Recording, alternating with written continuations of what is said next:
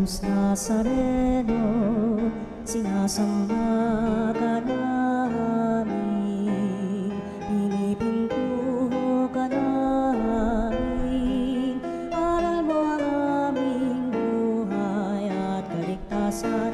Nuestro Padre Jesus Nazareno, iligtas mo kami sa kamatayan, ang krus mong pinamatayan ay sagisag ng aming kaligtasan. Nuestro Padre Jesus Nazareno, dinarangal ka namin. Nuestro Padre Jesus Nazareno, inulwalhati ka namin. Nuestro Padre Jesus Nazareno, inarangal ka namin. Nuestro Padre Jesus Nazareno, inulwalhati ka namin.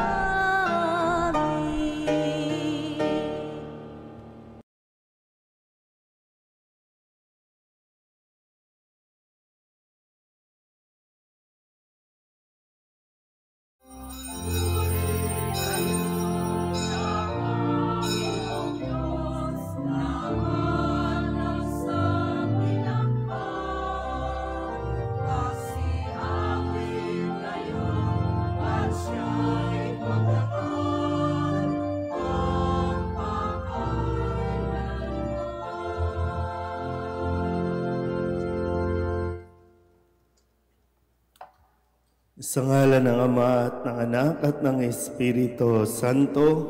Amen. Ang pagpapala ng ating Panginoong Hesukristo, ang pag-ibig ng Diyos Ama, at ang makikipagkaisa ng Espiritu Santo naway sa inyong lahat. At sumaiyo rin.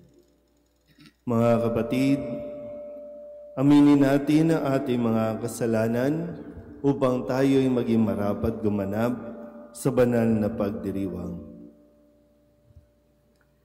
Inaamin ko sa makapangyarihang Diyos at sa inyo mga kapatid na lubha akong nagkasala sa isip, sa salita at sa gawa at sa aking pagkukulang. Kaya isinasamo ko sa mahal na Birheng Maria, sa lahat ng mga anghel at mga banal, at sa inyo mga kapatid, na ako'y panalangin sa Panginoong ating Diyos. Tawan tayo ng makapangyarihang Diyos, patawarin tayo sa ating mga kasalanan, at patnubayan tayo sa buhay na walang hanggan. Amen. Panginoon, kaawaan mo kami. Panginoon, kaawaan mo kami. Kristo, kaawaan mo kami. Kristo, kaawaan mo kami. Panginoon, kaawaan mo kami. Panginoon, kaawaan mo kami. Manalangin tayo. Ama naming makapangyarihan, idulot mong ikaw ay makapiling ng iyong angkan at loobin mong sa pananampalatayang iyong bigay, kami makasalo sa muling pagkabuhay ng iyong anak na pinakamamahal. Sa pamamagitan niya, kasama ng Espiritu Santo, magpasawalang hanggan. Amen.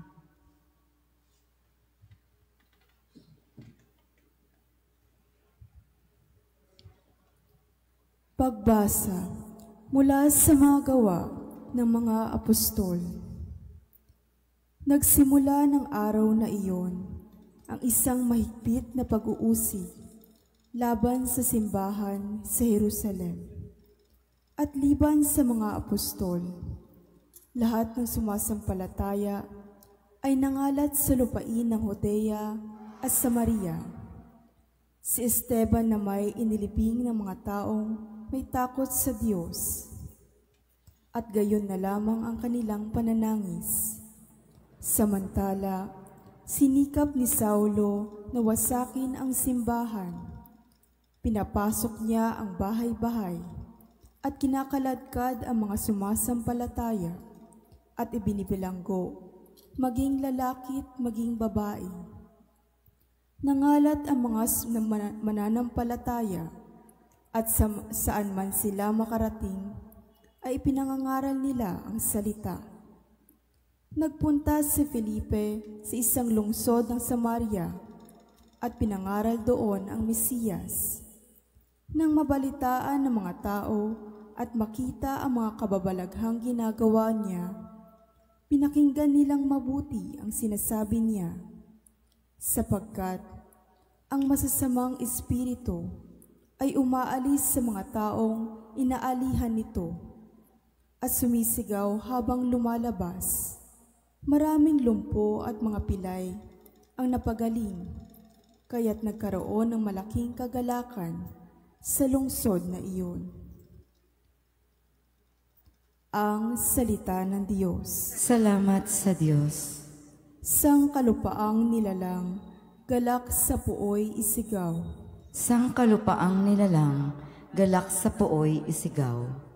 Sumigaw sa galak ang mga nilalang, at purihin ang Diyos na may kagalakan. Wagas na pagpuri sa Kanya'y ibigay. Ito ang sabihin sa Diyos na dakila. Ang mga gawa mo ay kahanga-hanga. Sang kalupaang nilalang, galak sa puoy isigaw. Ang lahat sa lupa, ika'y sinasamba. Awit ng papuri, yaong kinakanta. Ang iyong pangalay pinupuri nila. Ang ginawa ng Diyos, lapit at pagmasdan. Ang kahangang ginawa sa tanan. Sang kalupaang nilalang, galak sa puoy isigaw.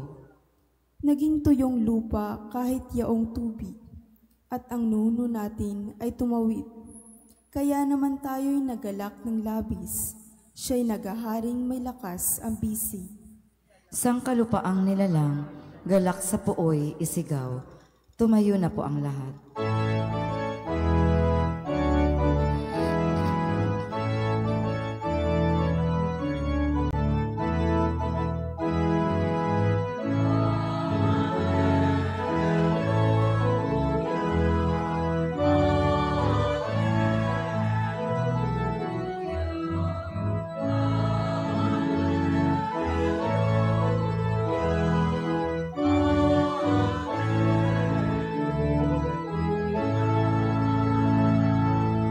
Mabubuhay na totoo ang lahat ng mga tao na nananalig kay Kristo.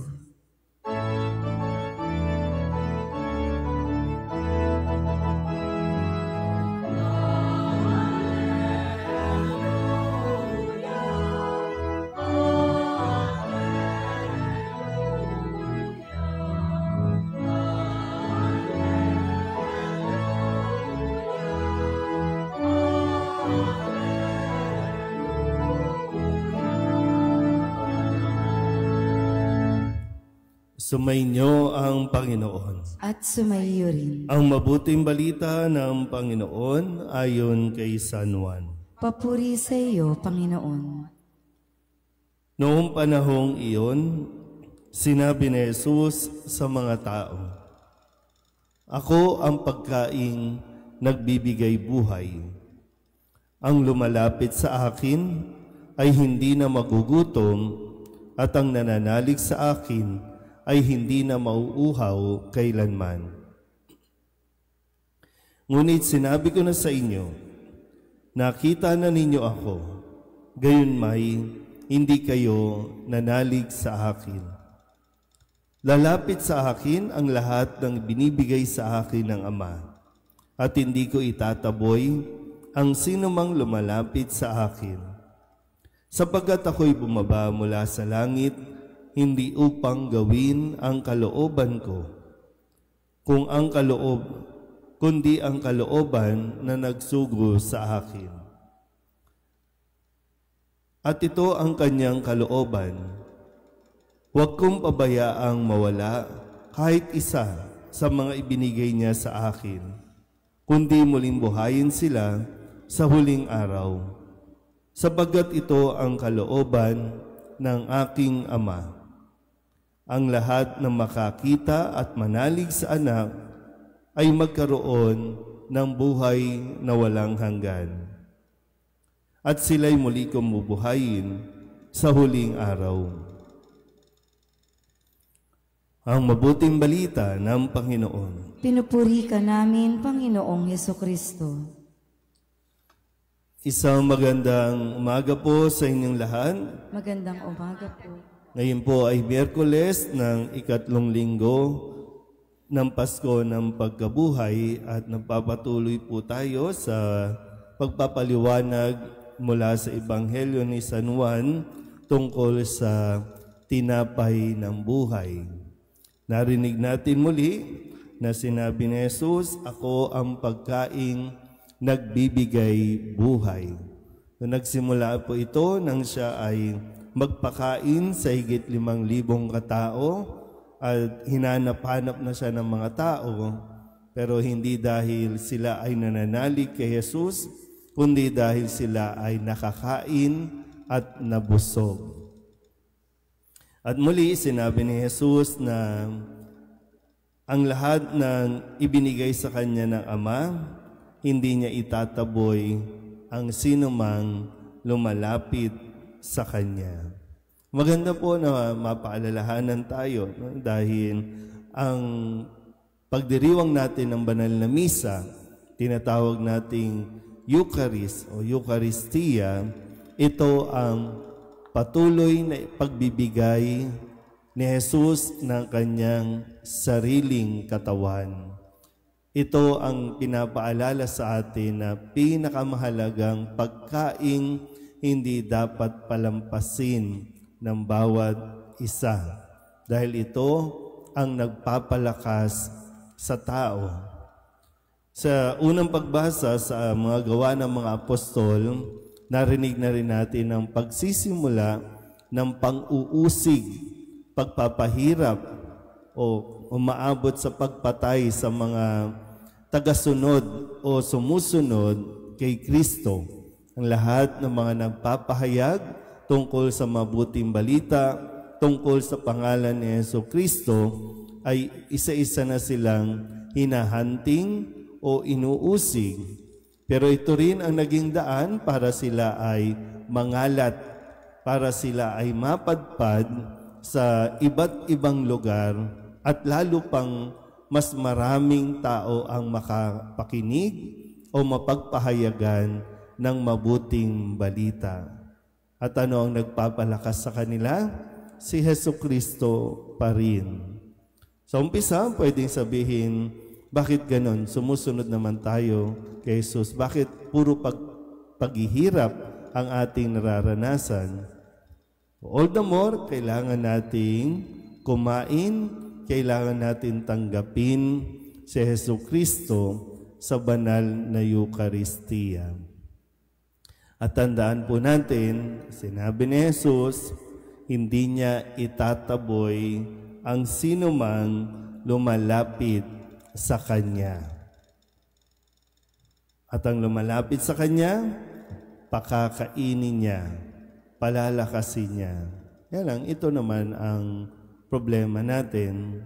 Tayo ang nagpipigil sa ating mga sarili na tanggapin ang iniaalok na pagkaing nagbibigay buhay. Marami nga minsan, no? Lalo na kapag linggo ng maraming tao, pero marami din tao yung nasa loob lang ng simbahan, hindi tumatanggap ng komunyon.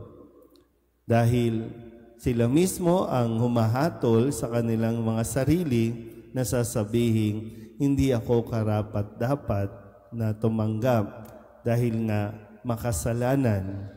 Ay kung dito sa pinahayag na Jesus, hindi ka naman itataboy, hindi ka itinataboy, hindi ka tatanggihan ni Jesus, kundi mas lalo pa nga niyang ibibigay ang kanyang sarili sa mga taong nagiging mahina. So anong gagawin kapag nangihina ang tao? Pakainin.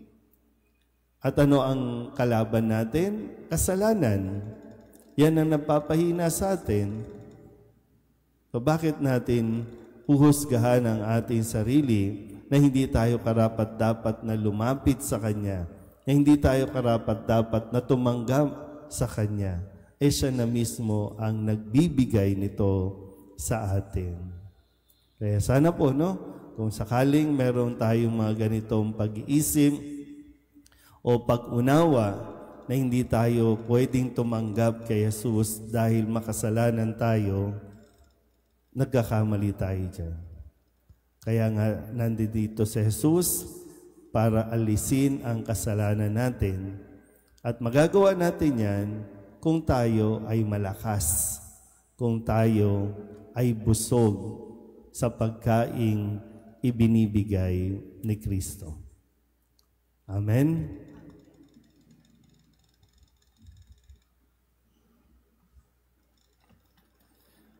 Taglay ang pagtitiwala sa pagiging bukas loob ng Diyos Ama na naghandog sa atin ang Kanyang anak sa Eucharistia bilang pagkain para sa ating kaluluwa. Ilapit natin sa Kanya ang ating mga pangangailangan, ang ating pong itutugon. Ama, pagpalain mo kami sa Eucharistia. Ama, pagpalain mo kami sa Eucharistia. Ang mga pinuno ng simbahan, naway magpatotoo kay Jesus na siyang tinapay ng buhay sa mundong nagugutom sa kahulugan. Manalangin tayo sa Panginoon. Ama, pagpalain mo kami sa Eucharistia. Ang mga pinuno ng pamahalaan, naway aktibong makisangkot sa paghahanap ng mga katugunan sa mga pangangailangan at kapakanan ng ating may hirap na kapatid. Manalangin tayo sa Panginoon. Ama, pagpalain mo kami sa Eucharistia. Ang mga nag-aakalang hindi nila kailangan ang Diyos sa kanilang buhay, naway maakit na tumanggap ng Eucharistia. Manalangin tayo sa Panginoon. Ama, pagpalain mo kami sa Eucharistia. Ang mga may sakit, naway maranasan ang mapagmahal na presensya ni Kristo sa kanilang pagtanggap ng Eucharistia. Manalangin tayo sa Panginoon. Ama, pagpalain mo kami sa Eucharistia. Ang mga yumaong tumanggap ng tinapay ng buhay, naway magkamit ng buhay na walang hanggan. Manalangin tayo sa Panginoon. Ama, pagpalain mo kami sa Eucharistia. Idulog din natin sa Panginoon ang ating mga personal na kahilingan at mga panalangin para sa ating mga pamilya, kasama din ang mga kahilingan ng mga nanonood sa online. Lahat ng mga misang pasasalamat, special na intensyon, agarang paggaling ng mga may sakit, ang lahat ng mga kaluluwa na hinihiling na ipagdasal sa misa.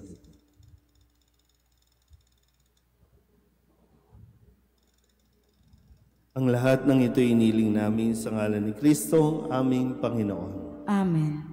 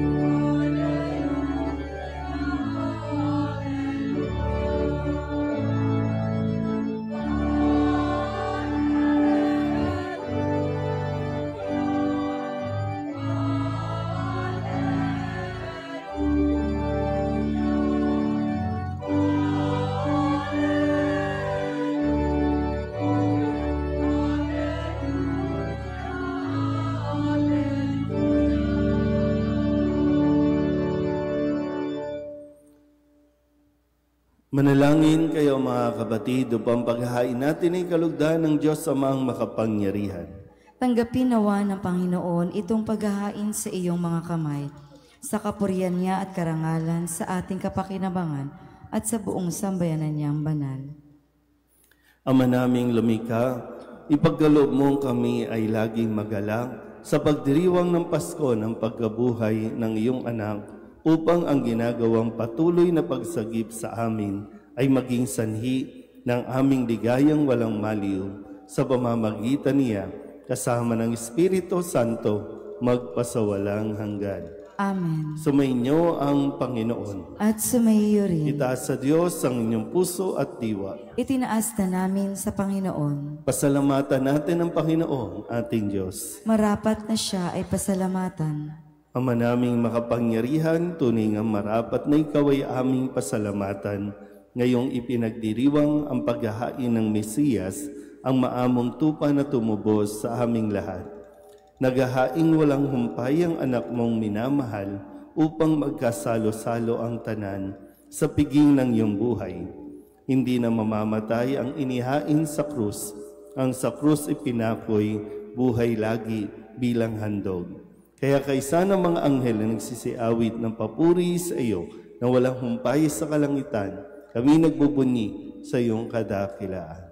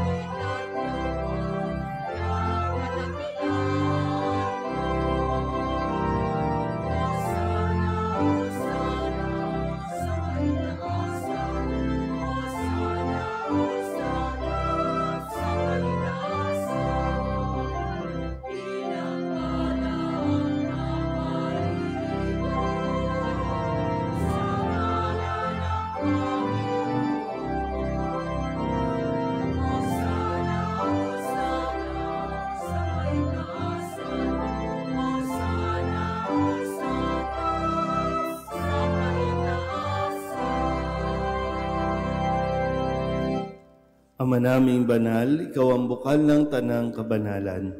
Kaya't sa pamamagitan ng iyong Espiritu, gawin mong banal ang kaloob na ito upang para sa aming maging katawan at dugo ng aming Panginoong Heso Kristo.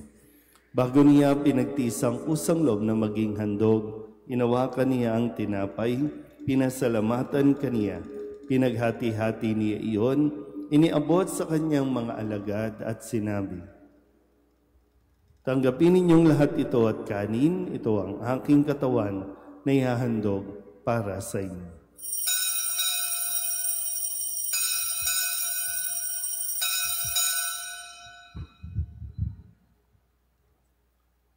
Gayun din naman nang matapos ang hapunan, inawakan niya ang kalis, muli kaniyang pinasalamatan. Iniabot niya ang kalis sa kanyang mga alagad at sinabi, "Tanggapin ninyong lahat ito at inumin. Ito ang kalis ng aking dugo, ng bago at walang hanggang tipan, ang aking dugo na ibubuhos para sa inyo at para sa lahat, sa ikapagpapatawad ng mga kasalanan. Gawin ninyo ito sa pag-alaala sa akin."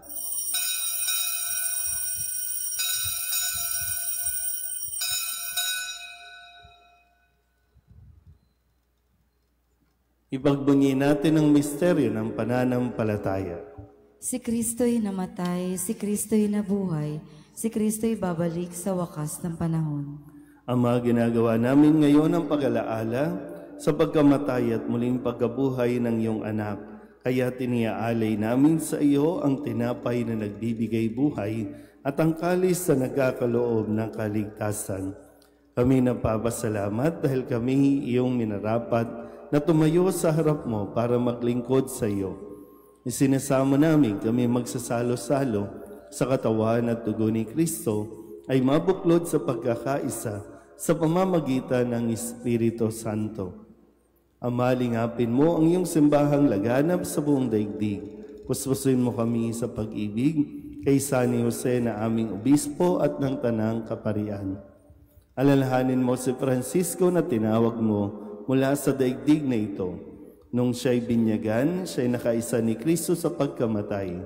Ngayon siya'y pumanaw, naway makaisa siya ni Kristo sa pagkabuhay. Alalahanin mo rin ang mga kapatid naming nahimlay na may pag-asang sila'y muling mabubuhay, gayon din ang lahat ng mga pumanaw. Kawaan mo sila at patuloyin sa iyong kaliwanagan. Kawaan mo at pagindapating kaming lahat na makasalo sa iyong buhay na walang wakas.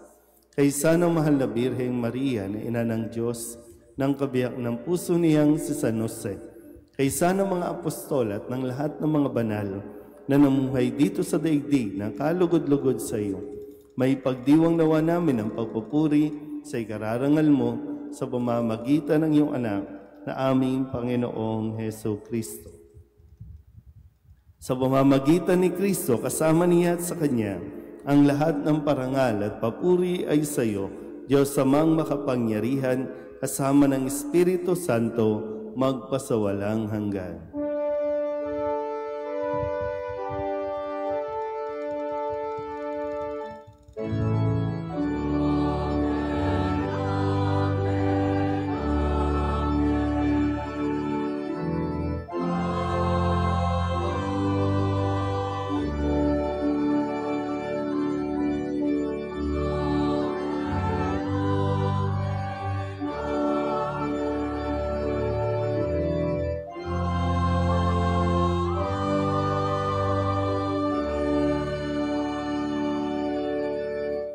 Sa tagabili ng mga nakagagaling na utos at turo ni Jesus sa Panginoon natin at Diyos, ipahayag natin ang lakas loob.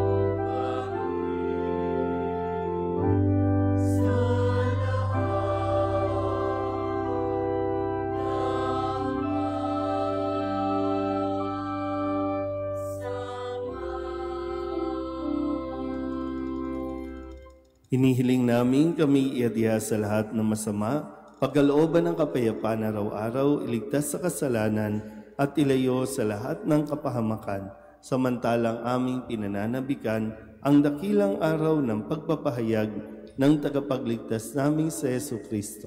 Sapagkat iyo ang kaharian at ang kapangyarihan at ang kapurihan, magpakailanman. Amen. Panginoong Heso Kristo, sinabi mo sa iyong mga apostol, kapayapaan ang iniiwan ko sa inyo, ang aking kapayapaan ang binibigay ko sa inyo. Tunghayan mo ang aming pananampalataya at huwag ang aming mga pagkakasala. Pagkalooban mo kami na kapayapaan at pagkakaisa ayon sa iyong kalooban, kasama ng Espiritu Santo, magpasawalang hanggan. Amen. Ang kapayapaan ng Panginoon ay laging sumainyo. At sumaiyo rin. Magbigayan po tayo ng kapayapaan sa isa't isa.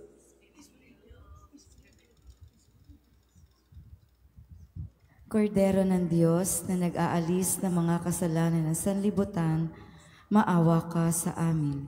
Kordero ng Diyos na nag-aalis ng mga kasalanan ng sanlibutan, maawa ka sa amin.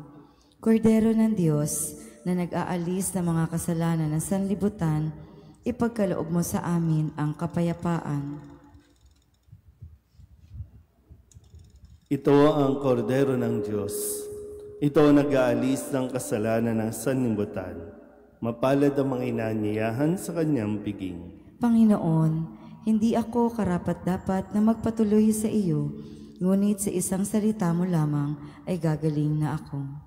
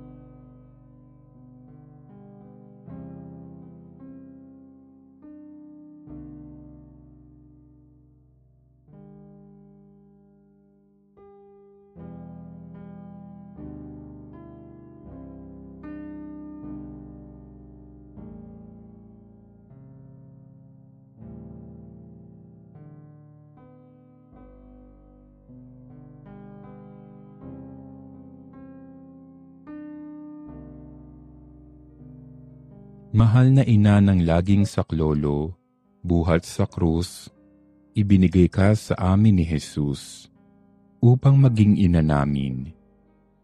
Ikaw ang pinakamabait, pinakamasintahin sa lahat ng mga ina. Buong giliw mong tunghayan kaming iyong mga anak na ngayon ay humihingi ng iyong tulong sa lahat ng aming pangangailangan, lalong-lalo na ang biyayang ito. Malasakit.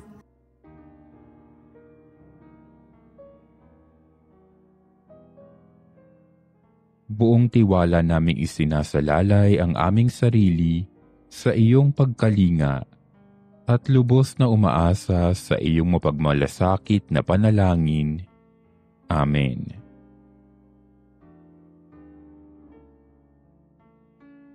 Panalangin sa karangalan ng Nuestro Padre Jesus Nazareno. O Jesus Nazareno, katamis-tamisan naming manunubos, sa harap mo ngayon naririto kami't nangangayupapa at nagsisisi ng taos-puso sa aming pagiging walang turing sa iyo at paglimot sa di mabilang na mga biyaya mo, lalong-lalo na yaong mahalagang biyaya ng pagtutubos. Dinaramdam namin at pinagsisisihang labis, Panginoon ko, ang pagkakasala namin sa iyo. Ikinalulungkot namin ang pagiging dahilan ng pagpapasan mo ng krus na iyan sa gitna ng mga hirap at kapaitan, hanggang sa inihandog mo ang iyong buhay sa bundok ng Kalbaryo, sa pagkaibig mo lamang na matubos kami at ang sangkatauhan mula sa sala. Pakabanalin mo, O Panginoon, ang aming pagnanais at ipagtanggap mo sa amin ang iyong biyaya. Maging tagapamagitan nawa ang iyong ina, ang kalinis-linisang Birheng Maria.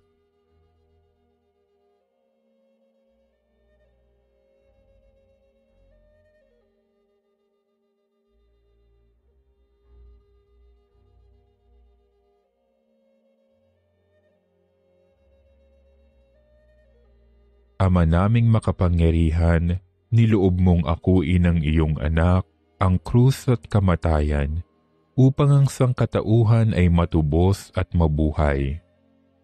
Ang pag-ako namin sa krus at kamatayan dito sa lupa, ayon sa diwa ng pagsunod sa iyong loob, na ginanap ng iyong anak, ay magpagindapat nawa naming kamtin ang lubos na katubusan at pagkabuhay sa iyong piling, sa pamamagitan ni Hesukristo, kasama ng Espiritu Santo, magpasawalang hanggan. Amen. Nuestro Padre Jesus Nazareno, Panginoon namin at Diyos, kaawaan mo kami. Manalangin tayo. Ama naming mapagmahal, Ang aming mga pagluhog ay iyong pakinggan para sa pagkakamit ng iyong tulong sa amin araw-araw at para sa pagkakaloob ng ligayang walang katapusan na pawang idinudulot ng banal na pakikinabang sa pagdiriwang ng pagpapalitan ng iyong bigay at aming alay. Sa pamamagitan ni Jesucristo, kasama ng Espiritu Santo, magpasawalang hanggan. Amen. Sumainyo ang Panginoon. At sumaiyo rin. At pagpalain kayo ng makapangyarihang Diyos, Ama at Anak, at Espiritu Santo. Amen. Tapos sa banal na misa, humayo tayo sa kapayapaan ni Kristo. Salamat sa Diyos. Magandang umaga po.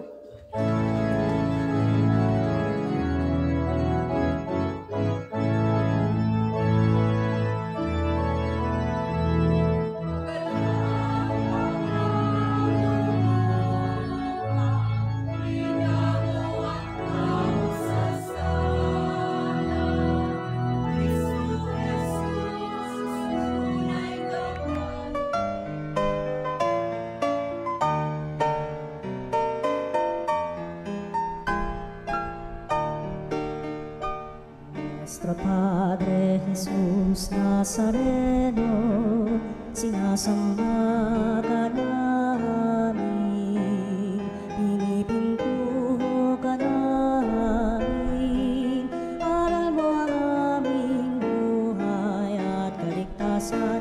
Nuestro Padre Jesús Nazareno, iligtas mo kami sa kamatayan, mong pinamatayan ay sagisag ng aming kaligtasan.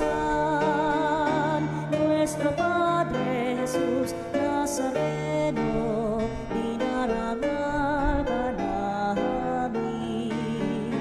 Nuestro Padre Jesus Nazareno, inulwalhati ka namin.